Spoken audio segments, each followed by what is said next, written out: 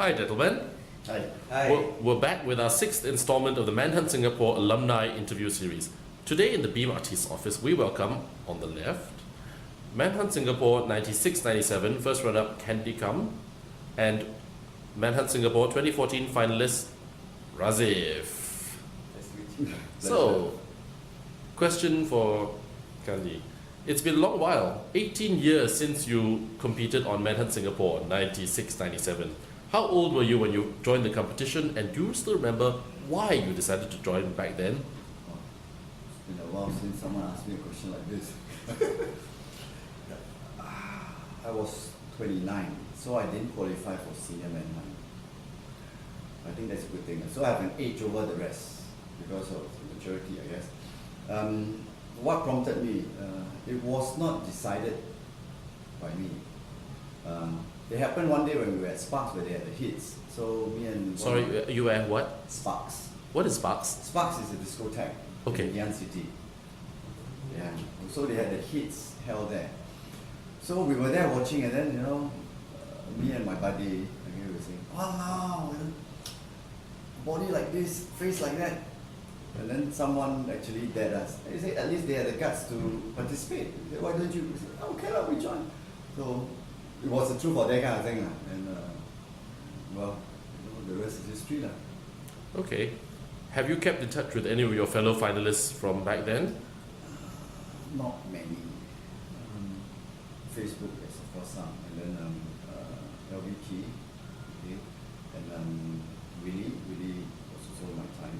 Kevin Chuck, of course, was Kevin Chuck now runs Jim. Why he's also the president of the bodybuilding federation. Right. So other than that. Okay, so after the competition, did you try your hand at modeling or acting like so many of the other Manhunt alumni? I think actually I was modeling before that, but okay. Acting and all, I think it came quite naturally. Not that I went for it, but I was invited to appear in cameo roles on TV. Okay.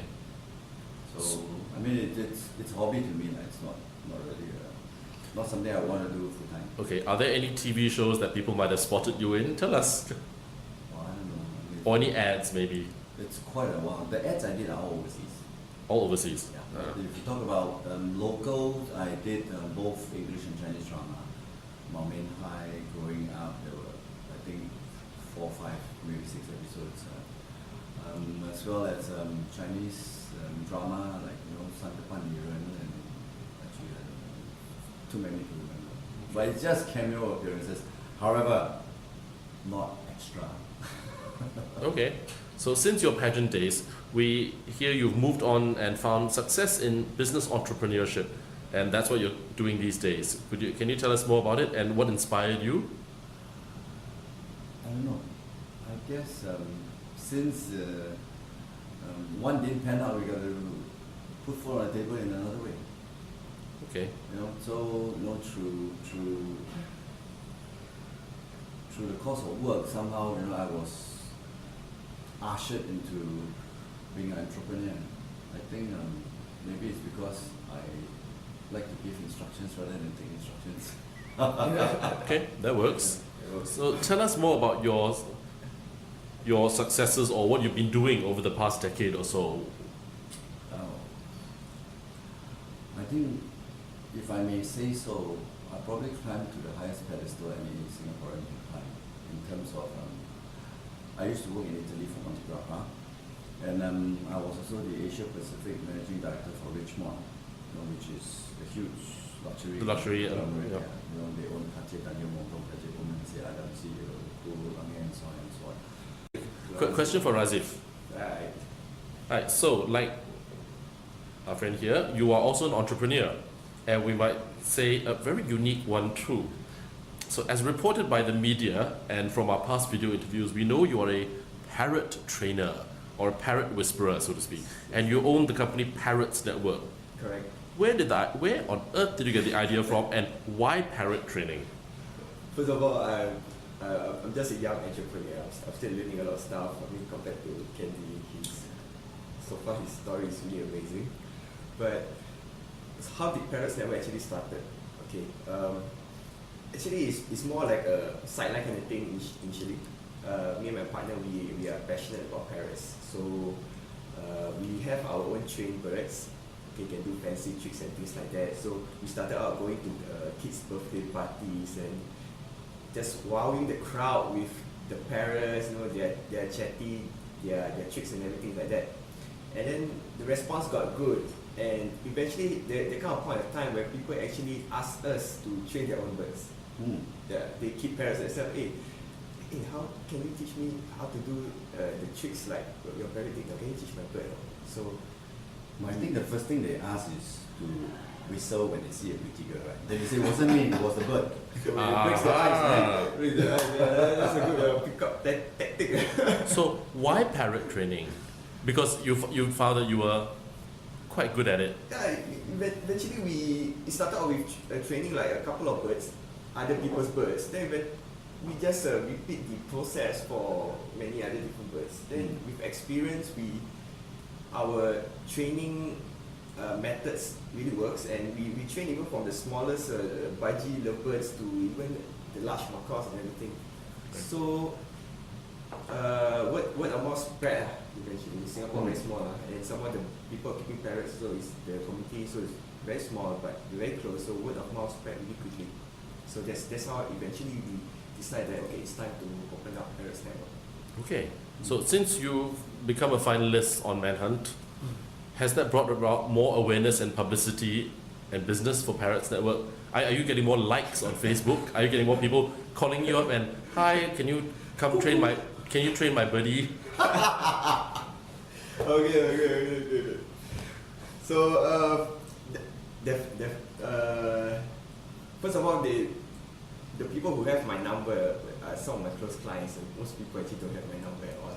Okay. So because I have somebody to help me answer the phone and things Okay. like that. So but I when I do visits like bird shops or some clients' places, you know, just to like help to train a bird or just get supplies and things, there are people actually who recognize. Hey, you're the Manhunt guy, right? Are you the guy for the newspaper? Although I was like really dressing discreetly, they still recognize. So I mean that itself is an awesome experience. I never get this type of experience before. And in terms of for the business, definitely people heard our business got more exposed. Alright, people are more searching for Parrots Network online, and also for our new product launch, which is the Bird Magnet. Also, people are also aware that they also can train their birds using this product. So it's a win-win kind of thing. Okay. So a question for Candi. Back to the topic of the competition. Over the years, besides models, hosts and actors, many of our alumni have gone on to successful careers in various careers: photography, medicine, banks, bodybuilding, martial arts, and even business entrepreneurs like you. Would you say that Manhunt is a great stepping stone toward greater things with lots of possibilities and not just the field of entertainment as some might think? Well, to me, I think joining the competition was just that's it, you know, a trooper there. But then through the competition, you know, it was an eye-opener. I won't say that it opened up doors for me, but I'll say that it gave me an experience to know various industries, you know, other than just the entertainment. Because you get to meet sponsors and all, and when you so-called take a step forward, you know, to chat with them and all, you get to know more a little bit about their business, you know. It's not just, a lot of people, they tend to join a competition and they're just stuck with, okay, I'm here to you know, look good and parade and answer questions. No. I think the opportunities are always there. You know, you've got to look forward and open up. So how do you feel that having joined and having done well in Manhunt Singapore has made a positive impact in your life? Has it increased your confidence, your outgoingness? To be honest, I've always been a maverick. So, okay. So you talk about confidence and all, it's some might call it egotistical, obnoxious, you know. But I think ACS boy lah, basically. Yes, basically ACS boy. We are always that. Okay. However, yes, it did build up, you know, a little bit more, you know, as in you've been there, you've done that, which gives you an edge over somebody else who has. And then honestly, to strut around on stage, you know, in bare naked, except for the trunks. It's not something that's easy to do. I mean, seriously, you look at Victoria's Secret models. I mean, they got great body and all, but it's not easy. Each time they go out, it's not easy. You get butterflies. Trust me. So since your year, 96, 97, would you say that the competition has gone from strength to strength over the years? You know, there was a period of my life which I wasn't here in Singapore, so I didn't follow. But I realized, I think in a couple of years, I think it has advanced, you know, compared to before. I think with the new management, they are doing a lot, you know, trying to boost Manhunt to its heydays like back then. I think during my time, ours was probably the last one that was telecast, and also On TV, it was live, wasn't it? yeah, it was And live. you also had an overseas photo shoot Yeah. in Australia. Oh, okay. I think we were the only ones that we actually went to Broome for the photo shoot. You know, It's quite awesome. That was a real experience. Something that, you know, to this day, you know, you can still remember. We had a lot of fun, and we had very little sleep. Very little sleep. Can you tell us what the rounds you had to go through were? Oh, during that, well, you know, there is the heats, then there's the quarterfinals, the semifinals. So how many at the beginning? With how many in the heats? 100? I don't know how many there were, but I think each round we had like 12 to 14 of us. Okay. And then of course, you know, you get shortlisted, and then it came down to the last. I think it was not wrong, it's the 30 of us for Okay. the finals, both the senior and junior. What was the official photo shoot like back then? Did you have both indoor and outdoor shoots I think our shoot were all done in Broome. in Australia? For my year, it was done there. What was So- the theme or the concept like? Well, I mean, if you're in Australia, you know, it's down under, you know, I don't know, macho, beep. Yeah, So- okay. So we were sponsored by Camel Adventure Gear. Mhm. So you know, a lot of those jackets and Bermuda. I remember it was Bermuda Yeah, shorts, yeah. Boots, Yeah. and there was a So- jeep so- somewhere in the yeah. shoot. So you know, it was more rugged than anything, which I think it was good because that brought out the ruggedness, the manliness in us. But then when we are on stage, you know, we have to bring out the other side, the softer side, you know, with your The elegant side. the elegant side, you know, with the once you come in with your suits and all. You know. So I think that probably was one of the best themes that you could feature for Manhunt. So were there sponsors, promotional events that you had to attend? Luckily, I didn't have to. Okay. So tell us about the finals night and what prizes did you win? Any memorable experiences and anecdotes from finals night? I think LB, which was the South African Manhunt, was in town. Yes, Golden Highs. Yes, and you know, I mean, he's the man with the abs back then, and really kind of like yours, maybe even more chiseled. You want to have a look? Okay, come. You know, it's something like that, but a little Okay. more. I can't show you now, you know. But anyway, he was nice, you know, to have him around, and he was very friendly, going around talking to everybody, you know, and also a lot of people asking for his advice, his opinion, and I think that gave a lot of the so-called finalists, you know, a little bit more confidence when they were out there. I think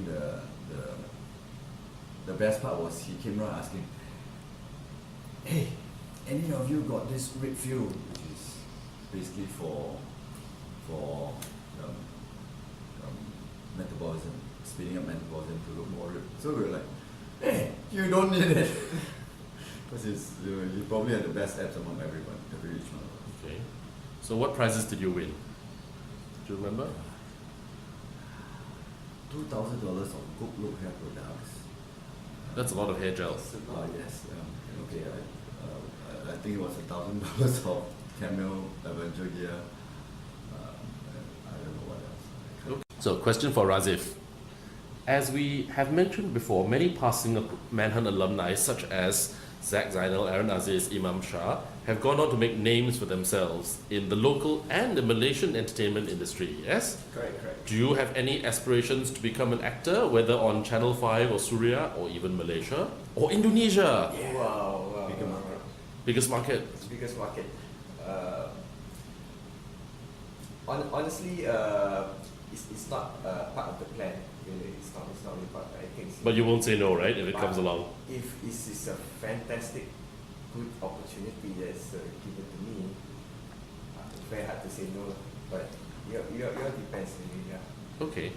So now, imagine you're a contestant on Anugerah Star and you have up to 60 seconds to introduce yourself in Malay and leave a lasting impression. What would you say to your fans? Hi! Hi. Okay, I can speak Malay. Yeah. Okay. Camera? Okay. Nama saya Razif. Okay, saya seorang usahawan. Okay. Bisnes saya sungguh unik dan luar biasa. Okay, kami melatih burung kakak tua dan kita pun ada jual produk-produk latihan untuk burung. So, saya masuki pergaduan ini sebagai cabaran untuk diri saya sendiri dan juga untuk menunjukkan semua orang bahawa kalau kita ada apa-apa sekali impian, right, kita harus mengambil langkah pertama. Because langkah pertama itulah yang so-called will determine whether kita akan mencapai kejayaan ke tidak. So kita kena berani untuk mengambil langkah pertama, right? Segala impian insya-Allah kita akan mendapat kejayaan. Terima kasih. Thank you. So, question for Mr. Kum. The Q&A section is often the most feared section of the competition by the finalists. Do you remember how you prepared yourself back then? Actually, I didn't prepare myself. It was just very candid. Didn't read the encyclopedia, all that, right? It just came out because I always feel that sometimes when you tend to prepare too much, You get more nervous. Yes, you get more nervous because you're trying to answer it perfectly, and whatever comes out is not natural because it actually shows on your face as you answer it. It's a memorized answer, right? Yeah. So would you just say, just let it come? Yes. I mean, of course, read through, but don't try too hard. Okay. Because the judges can see it. Any other Q&A tips for finalists? Well, I think go general, go something that comes from your heart because, like I said, the judges will feel it when you actually speak from your heart. Speak from your heart. But you've forgotten one important thing. Smile. Smiling selves, huh? Okay, so on a concluding note, what would the two of you like to say to all your fans out there? Thanks.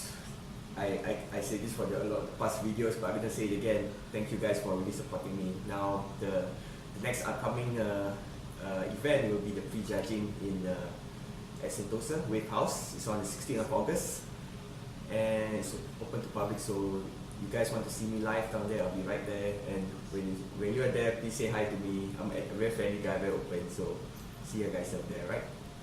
And oh yeah, and one more thing is the finals, which is on the 11th of September. That will be at the Farrer Hotel, if I'm not wrong. I'll be broadcasting more information on my Facebook, so just check it out. Okay, thank you, gentlemen. All right.